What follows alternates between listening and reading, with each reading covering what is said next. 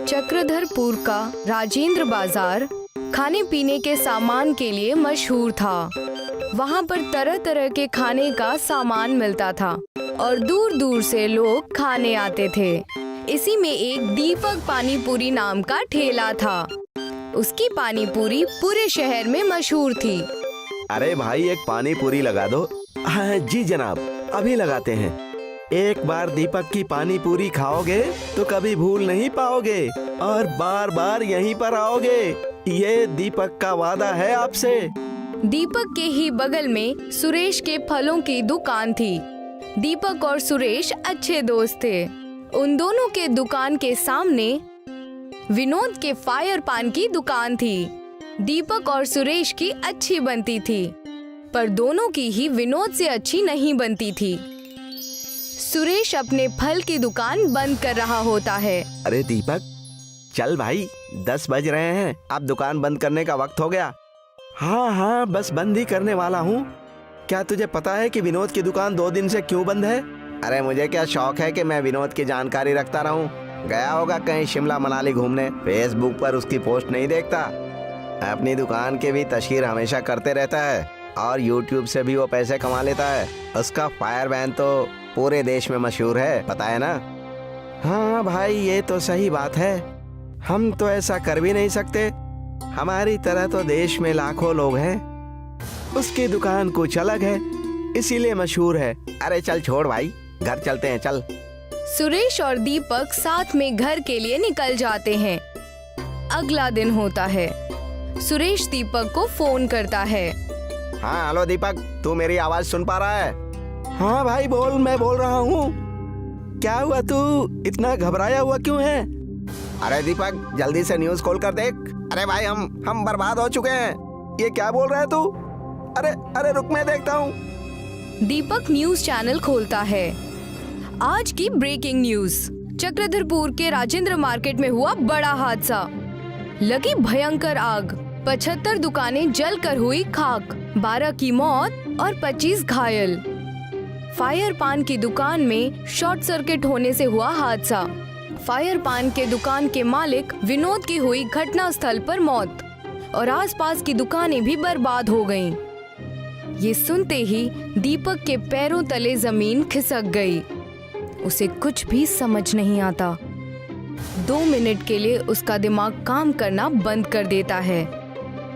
वो सिर पकड़कर जमीन पर बैठ जाता है। तभी उसके दरवाजे पर दस्तक होती है। वो जाकर गेट खोलता है तो देखता है सुरेश खड़ा होता है। उसकी आंखें भी लाल होती हैं और वो गहरी चिंता में लगता है। अरे सुरेश, अरे ये क्या हो गया भाई? अरे हम तो बर्बाद हो गए।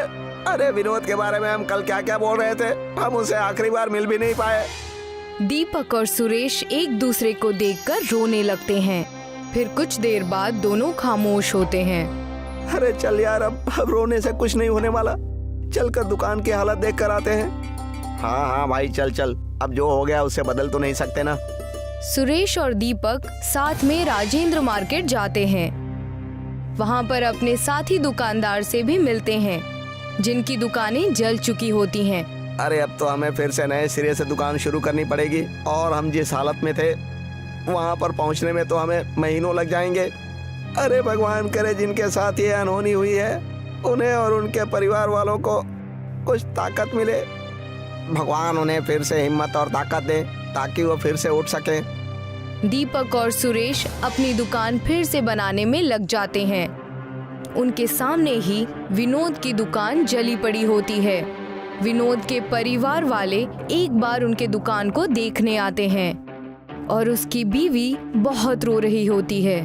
ये सब देखकर दीपक और सुरेश को बेहद बुरा लगता है।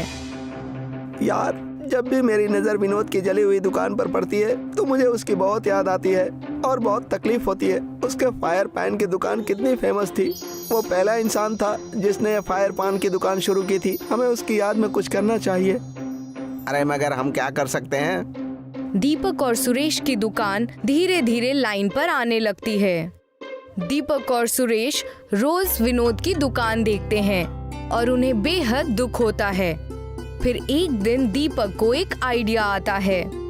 यार सुरेश, मेरी बात सुन, मुझे एक तरकीब सूझी है।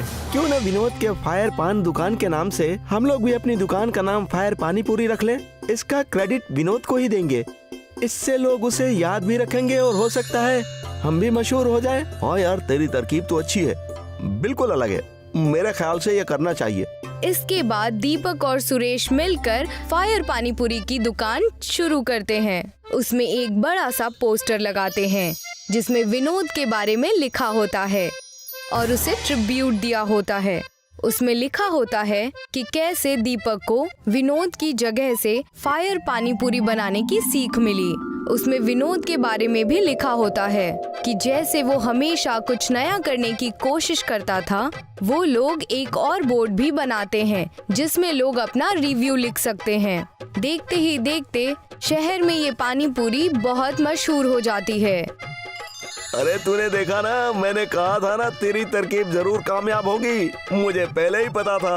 विनोद को भी बहुत अच्छा लगता होगा कि उसके कितने सारे दोस्त थे और लोग उसके बारे में कितनी बेहतरीन बातें हमारे रिव्यू बोर्ड पर लिखकर भी जाते हैं। अगर वो ये सब देख पाता तो कितना खुश होता।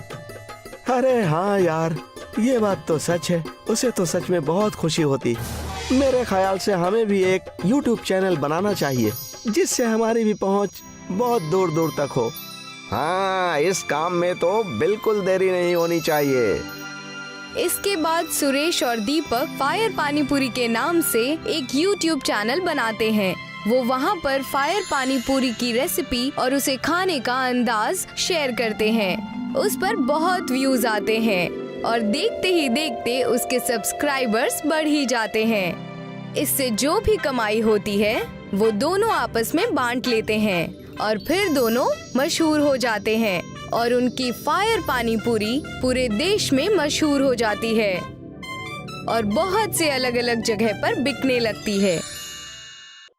मैंने कहा था ना, हमारे गोलगप्पे का कारोबार इतना चलेगा कि आप देखते रह जाएंगे। हाँ सुमन, आज तुम्हारी बदौलत हम इस गरीबी से उभर पाए हैं, वरना ना जाने हमारा क्या होता। बात उस समय की है जब सोनू और सुमन नाम के मियाँ बीवी रामनगर के एक घर में रहा करते थे। सोनू कारखाने में काम किया करता था और सुमन उसके लिए दोपहर का खाना बना कर देती थी। सोनू बहुत कामकाजी था। तू इतनी मेहनत क्यों कर रहा है? तू तो इस कंपनी को अपना मानने लगा है। भाभी ने इतना अच्छा खाना बनाकर दिया है और तूने उसे ऐसे ही रखा है। जल्दी से टिफिन खोल, मुझे भूख लगी है। जल्दी बता क्या लेकर आया है।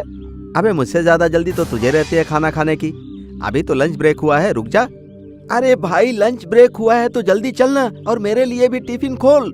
मुझे जल्दी से भाभी के हाथ का खाना खाना है। अरे भाई ठीक है, थोड़ा सब्र तो कर, हाथ मुंह तो धोकर आऊं। सोनू और आकाश हाथ मुंह धोकर खाना खाना शुरू कर देते हैं। मिल बांटकर दोनों लोग खाना खाते हैं। उसके बाद दोनों लोग काम करते हैं। शाम को जब फुर्सत मिलती है तो आकाश सोनू से कहता है, अरे यार सोनू, आज का दिन कैसा रहा तेरा? अरे हमेशा की तरह ही रहा, कुछ खास नहीं था यार।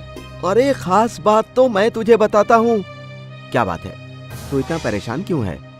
अरे यार, जब मैं लंच के वक्त बॉस के केबिन की तरफ गया तो मैंने सुना कि... अबे क्या सुन लिया तूने? क्या बॉस तेरी शिकायत कर रहा था जो परेशान हो रहा है तू? अरे शिकायत विकायत की बात नहीं है, पर मैंने बॉस को कहते हुए सुना था कि कंपनी घाटे में जा रही है, इसलिए कह रहा था कि फैक्ट्री में मुलाजिमों को कम कर देना है और ये सिलसिला कल से ही शुरू होगा। अभी क्या बात कर रहा है? अरे ऐसा हुआ तो हम कहाँ जाएंगे? ऐसा नहीं हो सकता यार, हमारी रोजी रोटी तो इसी फैक्ट्री से चलती है। इसके अलावा हमें कोई काम भी नहीं आता। जब से काम करना सीखा है तो इसी फैक्ट्री में काम किया है। हाँ यार, यही फिक्र तो मुझे भी हो रही है। अब करें तो क्या करें? आकाश और सोनू इसी चिंता में जा रहे थे। सोनू ने आकाश को अपने घर पर थोड़ी देर रुकने के लिए कहा। तभी वहाँ पर आकाश की बीवी पूजा भी आ गई। अरे पूजा, तुम यहाँ क्या कर रही हो? अगर तुम आ सकते हो तो मैं भी आ सकती हूँ। सुमन भाभी ने बुलाया है, कह रही थी गोलगप्पे बना रही हूँ, खाने आ जाना। ठीक हुआ तुम दोनों भी आ गए, मैं तुम दोनों के लिए गोलगप्पे लेकर आती हूँ। पूजा और सुमन आकाश और सोनू के लिए गोलगप्पे लेकर आती हैं। सुमन बहुत ही लजीज गोलगप्पे बनाती थी।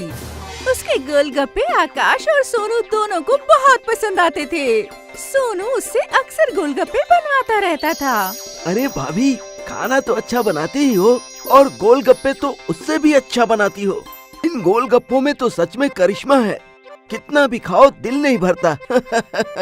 अरे सच कह रहा है ये, सच में तुम्हारे हाथ में तो जादू है। तुम जो गोलगप्पे बनाती हो इतने बड़े होते हैं कि 3 गोलगप्पे में ही पेट भर जाता है। तुम्हारे हाथ के गोलगप्पे खाकर तो हम अपनी सारी परेशानी भूल जाते हैं। परेशानी? कैसी परेशानी?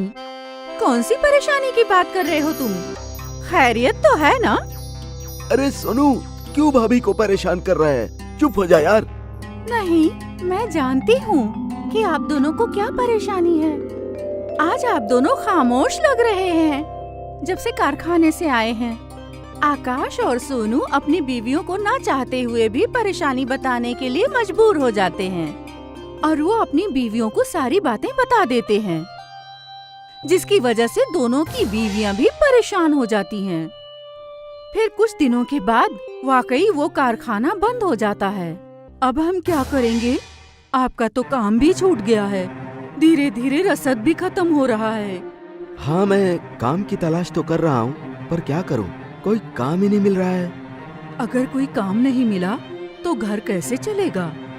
सुमन, बहुत भूख लगी है, कुछ खाने को हो तो दो।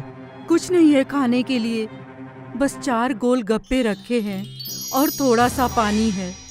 चलो तो उन्हीं को ले आओ, 2 तुम खा लेना, 2 मैं खा लूंगा। अब कल की कल सोचेंगे।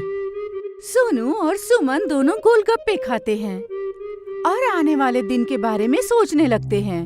तभी सुमन खड़ी हो जाती है। क्या हुआ? तुम गोलगप्पे खाते खाते खड़ी क्यों हो गई? अगर आपको ठीक लगे तो मेरे मन में एक ख्याल आया है। कैसा ख्याल? आप लोगों को ऐसा लगता है ना कि मैं गोलगप्पे लजीज बनाती हूँ, तो क्यों न मैं गोलगप्पे बनाकर बाजार में बेचना शुरू कर दूं। वैसे तरकीब तो तुम्हारी अच्छी है। गोलगप्पे खाना तो हर कोई पसंद करता है, पर उसके लिए पैसे कहाँ से आएंगे? आप फिक्र क्यों करते हो? आपने मेरे कानों के लिए बालियां बनवाई थी ना, वो किस दिन काम आएंगी? नहीं नहीं, तुम्हारे गहने में नहीं बेच सकता। जेवरात बुरे वक्त में काम आते हैं। जब खाने के लिए खाना नहीं बचा है तो इन जेवरों का क्या करूंगी मैं? सुमन और सोनू बालियां बेचकर गोलगप्पे बनाने का सामान ले आते हैं और सुमन अपने हाथों से गोलगप्पे बनाकर तैयार करती है। सोनू और सुमन उन गोलगप्पों को बेचने के लिए बाजार के लिए निकलते हैं। गोलगप्पे गोलगप्पे गोलगप्पे, तीखे मीठे गोलगप्पे, जायकेदार लजीज गोलगप्पे, आइए आइए, एक बार खाओगे बार बार आओगे। गोलगप्पे गोलगप्पे गोलगप्पे। बाजार में बहुत सारे गोलगप्पे वाले थे, इसलिए उनके पास कोई भी गोलगप्पे खाने नहीं आता, जिसकी वजह से 3 दिन तक उनके गोलगप्पे नहीं बिकते हैं। अरे यहाँ बाजार में हर तीसरी दुकान गोलगप्पे की है, हमारे गोलगप्पे तो बिक ही नहीं रहे हैं। अगर इसी तरह से चलता रहा तो ये कारोबार करके भी कोई फायदा नहीं होगा। मैंने इतने प्यार से गोलगप्पे बनाए और कोई खाने आ ही नहीं रहा है। ये तो बहुत गलत हो रहा है। अब हमारे घर का खर्चा कैसे चलेगा? सोनू और सुमन वहीं पर मायूस होकर बैठ जाते हैं। तभी उनकी नजर दुकान के बाहर एक बोर्ड पर पड़ती है। सुनिए जी, गौर कीजिए, इस बोर्ड पर क्या लिखा हुआ है? क्या लिखा है? दुकानदार की स्कीम लिखी हुई है। अगर हम भी अपने गोलगप्पे की दुकान पर पेशकश चालू करें तो हो सकते हैं हमारे गोलगप्पे भी बिकने शुरू हो जाए। जब तक लोगों को हमारे गोलगप्पे का स्वाद ही नहीं पता चलेगा तो वो खरीदार कैसे बनेंगे? मैं कुछ समझा नहीं। सुमन सोनू को सारी बात बताती है और सोनू कहीं से थोड़ा सा सामान लाकर सुमन को देता है। सुमन एक गोलगप्पे को बाहुबली गोलगप्पे का आकार देती है। अरे ये तो तुमने सच में एक बाहुबली गोलगप्पा बना दिया। अब तो इस गोलगप्पे को खाने के लिए हमारे पास हर कोई आएगा। इस बाहुबली गोलगप्पे के साथ मैंने एक बंदिश रखी है कि जो इस बाहुबली गोलगप्पे को खाएगा उसको 100 रुपए इनाम दिया जाएगा। सोनू जोर जोर से अपनी पेशकश को बाजार में सबको सुनाता है, जिसकी वजह से उसके बाहुबली गोलगप्पे को देखने के लिए भीड़ इकट्ठा हो जाती है। हाँ तो भाइयों सुनिए, जो इस बाहुबली गोलगप्पे को खाएगा उसे 100 रुपए इनाम दिया जाएगा। इस मुकाबले में जो जो हिस्सा लेना चाहता है वो इस तरफ आ जाए। ये बाहुबली गोलगप्पा जो खाएगा वो बाहुबली कहलाएगा। हाँ, सोनू के इस तरह से कहने पर भीड़ इकट्ठा हो जाती है और दो लोग आपस में गोलगप्पा खाने की होड़ लगाते हैं, पर वो हार जाते हैं। उनकी देखा देखी उस बाहुबली गोलगप्पे को खाने के लिए और लोगों की भीड़ इकट्ठा होती है। अरे भाई, आपके यहाँ के गोलगप्पे बहुत लजीज हैं। हालांकि हम इस मुकाबले को जीते नहीं हैं, मगर फिर भी बहुत मजा आया बाहुबली गोलगप्पे खाने में। अरे यार सच में ये जनरल गोलगप्पे खा खा कर हम तो ऊब गए थे। अब ये बाहुबली गोलगप्पा बाजार में आया है, इसको तो देखते ही मुंह में पानी आ रहा है। अरे जनाब, खाकर देखिए, बाजार में सबसे अच्छा गोलगप्पा यही है। एक बार खाओगे तो बार बार यहीं पर खाने आओगे। क्या कह रहे हो जनाब, क्या ये गोलगप्पे सच में अच्छे हैं? अरे अगर मेरी बात पर यकीन ना हो तो खाकर देख लीजिए। जीत गए तो 100 रुपए इनाम है। सभी भीड़ में बाहुबली गोलगप्पे के बारे में चर्चा करते हैं और बाजार के सभी लोग सुमन की दुकान पर गोलगप्पा खाने का मुकाबला करने आ जाते हैं। उनकी दुकान अब बाहुबली गोलगप्पे के नाम से मशहूर होने लगी थी। उसी बाजार में एक नत्थू पहलवान नाम का आदमी रहता था, जो सभी के गोलगप्पे मुफ्त में खाता था। वो सुमन की दुकान पर भी गोलगप्पे खाने के लिए आ जाता है। अरे ओ, नई नई दुकान खुली है, चल जल्दी से 5 प्लेट गोलगप्पे बना दे। जनाब गोलगप्पे तो मैं बना दूंगा, मगर हमारे यहाँ का बाहुबली गोलगप्पा खाकर बताइए। अगर आप ये गोलगप्पा खा लिए तो हम आपको साल भर फ्री गोलगप्पे खिलाएंगे। अरे बस इतनी सी बात है, तो चल एक काम कर, इस शर्त में एक चीज और जोड़ ले। एक नहीं, मैं 5 बाहुबली गोलगप्पे खाकर दिखाऊंगा, समझ गया? अगर आप ये गोलगप्पा नहीं खा पाए तो आपको मुफ्त में खाने की आदत को छोड़नी पड़ेगी। ठीक है, हमें मंजूर है। नत्थू पहलवान के सामने 5 बाहुबली गोलगप्पे रख दिए जाते हैं और नत्थू पहलवान बाहुबली गोलगप्पे खाने की जद्दोजहद करता है, लेकिन वो उसमें हार जाता है और वो अपनी शर्त के अनुसार मुफ्त में गोलगप्पे खाना छोड़ देता है। सभी सोनू को शुक्रिया कहते हैं और उसकी बहुत तारीफ करते हैं। कुटुम्बपुर कस्बे में रामलाल नाम का एक व्यक्ति रहता था, जो गांव में ठेला लगाकर पानी पूरी का धंधा करता था। रामलाल की पानी पूरी दूर दूर के गांव के लोग खाने आया करते थे। रामलाल एक दयालु स्वभाव का व्यक्ति था। गरीबों को वो मुफ्त में पानी पूरी खिलाया करता था।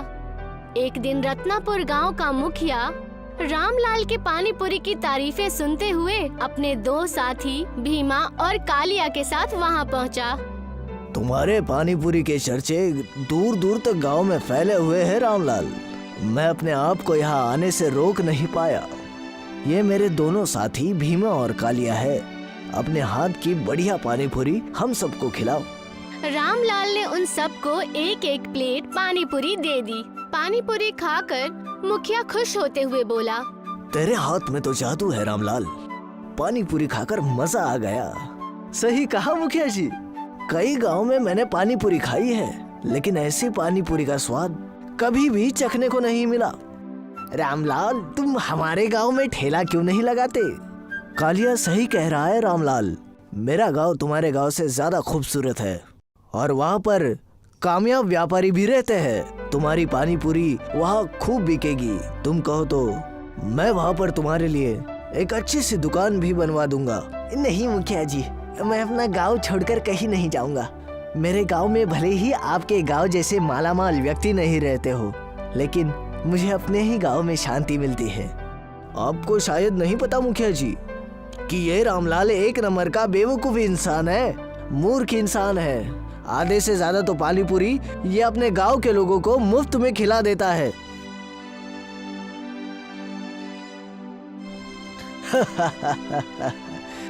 वो तो इसके कपड़ों की और ठेले की हालत बता रही है। अभी भी वक्त है रामलाल, ऐसे मौके बार बार नहीं आते। जीवन में पैसा कमाना बहुत जरूरी होता है। मुखिया रामलाल को तरह तरह के लालच देने लगा, मगर रामलाल ने उसकी बातें मानने से इनकार कर दिया। रामलाल, मैंने तुम्हारे पानी पूरी की जरा सी तारीफ क्या कर दी, तुम तो अपने आप को 30 बार खान समझने लगे। तुम्हारा अब ये पानी पूरी का ठेला ज्यादा दिन तक नहीं चल पाएगा। इतना कहकर मुखिया गुस्से से अपने साथियों के साथ वहाँ से चला गया। वो सीधा रामलाल के गांव के मुखिया सत्तू से जाकर मिला। और सुनाओ सत्तू भाई, क्या हालचाल है तुम्हारे गांव के? अरे मेरे गांव के हालचाल क्या लेने आए हो मुखिया? हालचाल तो तुम्हारे गांव के अच्छे हैं। तुम्हारे गांव में तो तरक्की ही तरक्की है। मेरे गांव के लोगों को तो 2 वक्त की रोटी भी बहुत मुश्किल से मिलती है। तुम्हारे गांव के रामलाल की पानी पूरी तो बहुत मशहूर है। दूर दूर से गांव के लोग सिर्फ और सिर्फ रामलाल की पानी पूरी खाने को ही आते हैं। इसमें तो कोई शक की बात नहीं है मुखिया जी। उस बेचारे का पानी पूरी का ठेला अच्छा चलता है। यही तो मैं बात तुम्हें समझाने आया हूँ सत्तू। मेरी बात गौर से सुनो। तुम्हारा गांव तुम्हारे वजह से नहीं बल्कि रामलाल की वजह से मशहूर है। दूर दूर से गांव के लोग बस उसकी ही पानी पूरी खाने को आते हैं। अगर ऐसा ही हाल रहा तो वो दिन दूर नहीं कि गांव वाले आपस में मिलकर रामलाल को ही मुखिया बना दे। रत्नापुर गांव के मुखिया की बात सुनकर सत्तू बेहद बुरी तरह से घबरा गया। बात तो तुम बिल्कुल सही कह रहे हो मुखिया। इस बारे में तो मैंने कुछ सोचा ही नहीं। तुमने तो मुझे टेंशन में डाल दिया। मुझे बताओ इसका हल क्या है? मैं ऐसा क्या करूं कि मेरे गांव का नाम मेरी वजह से मशहूर हो जाए? सीधी सी बात है, तुम्हारे गांव का नाम पानी पूरी की वजह से मशहूर है। तुम शहर से कुछ अच्छे पानी पूरी बनाने वाले को पकड़ लाओ और अपने गांव में एक बढ़िया रेस्टोरेंट खोल लो। जब रेस्टोरेंट खुल जाएगा तब रामलाल की पानी पूरी कौन खाने आएगा? हमारे मुखिया जी बात तो सही कह रहे हैं सत्तू भाई, आपको उनकी बात मान लेनी चाहिए। हमारे सारे गांव वाले हमारे मुखिया जी की ही बात मानते हैं। और देखो, हमारे गांव में तुम्हारे गांव से ज्यादा तरक्की है।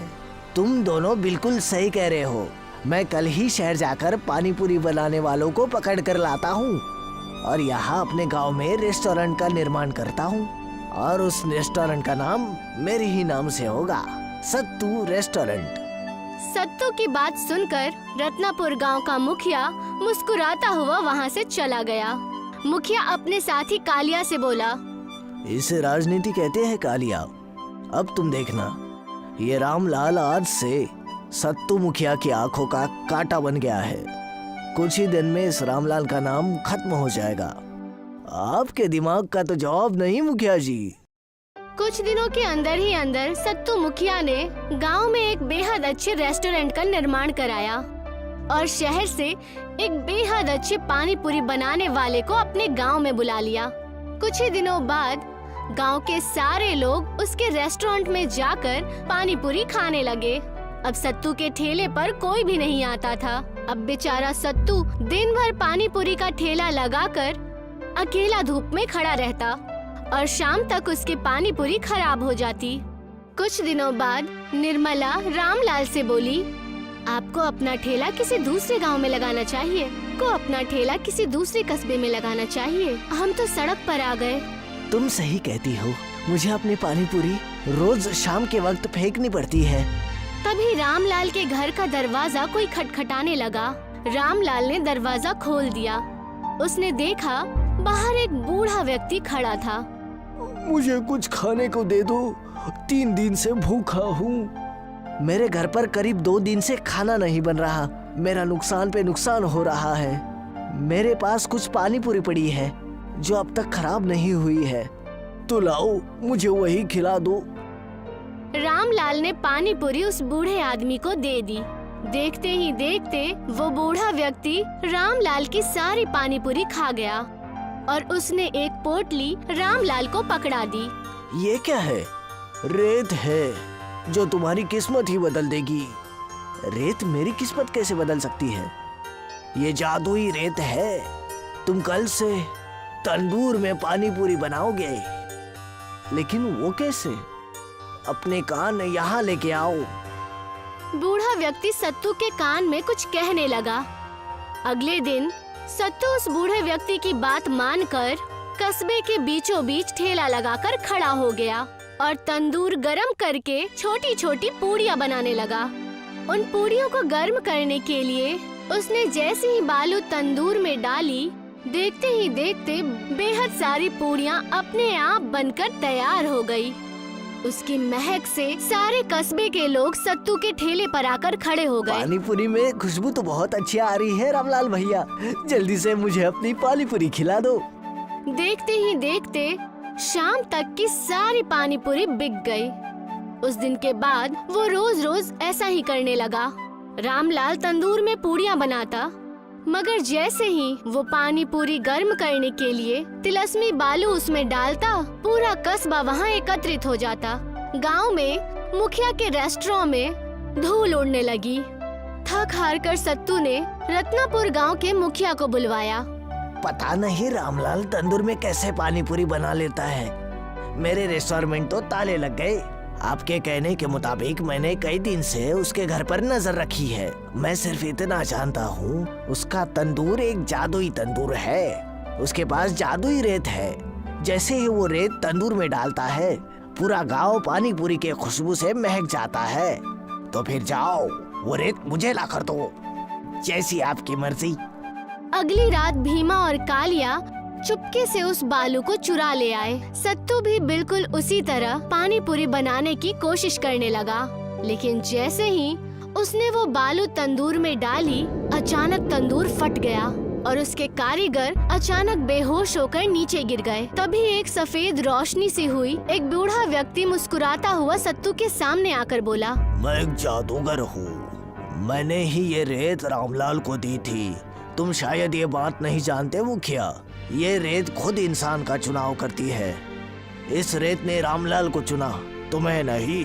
और तुम्हें एक राज की बात बताऊं, ये रेत अपने मालिक की रक्षा भी करती है। ध्यान रखना, रामलाल को कभी भी नुकसान पहुंचाने की कोशिश मत करना। वो बहुत रहम दिल है। उसकी रहम दिल से खुश होकर मैंने उसे ये जादुई रेत दी थी। आखिरकार उसने मुझे मुफ्त में अपनी पानी पूरी खिलाई थी, तो उसका मुनाफा कराना तो मेरा फर्ज है। इतना कहकर वो बूढ़ा व्यक्ति गायब हो गया और सत्तू अपने हाथ मलता रह गया। उस दिन के बाद से सत्तू ने हार मान ली। अब रामलाल की जादुई पानी पूरी अब कस्बे तक ही नहीं, शहर में भी मशहूर हो गई थी।